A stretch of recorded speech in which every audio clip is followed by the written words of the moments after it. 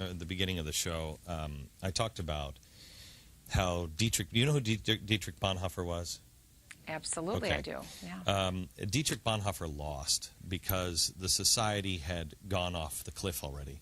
When I saw the Black Friday events, where people were literally stepping over a guy dying just to get to a waffle iron or whatever it was, I realized we are going off that cliff, and it's not enough to vote. We have to reestablish in ourselves and then spread it rapidly goodness and godliness.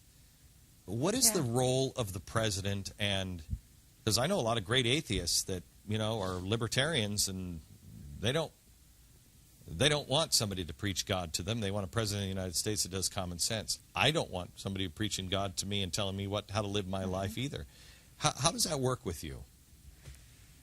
Well, I think the common creed of the nation was the Declaration of Independence. And the Declaration of Independence, the ideals of equality under the law, the fact that we have a creator. Now, an atheist doesn't agree with that, but most people do believe that we were created. I think when we come together under that core creed of the Declaration of Independence, that's our mission statement. And I think that the multiculturalism that has been a lie in the United States, it's the philosophical underpinnings of what's been taught in the last 30 years through the creed of multiculturalism in the public schools. It's been saying that our common core creed is no longer valid. And that's what I reject, because when we split apart, that's when you see the country come loose at the seams. We need to raise that bar again and not be ashamed of it, because that core of the Declaration is really who we are. And I think that is, again, what most Americans aspire to.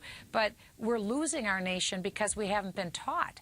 And so people have to be reconnected and established with these animating principles, and that's something to rally around. Okay, one more question, and we got to run. But I guess what I'm asking you is, you're not going to force anybody to be a Jesus freak, but you are not ashamed of being not ashamed of being a Jesus freak. I'm a committed, born-again Christian, and I came to Christ when I was 16 years old. I'm not ashamed of it, but no one is forced to believe anything in this country. That's the beauty of Thomas Jefferson. He believed in religious liberty as I believe in religious liberty. But I do believe in core values. That's the name of my new book, Core of Conviction.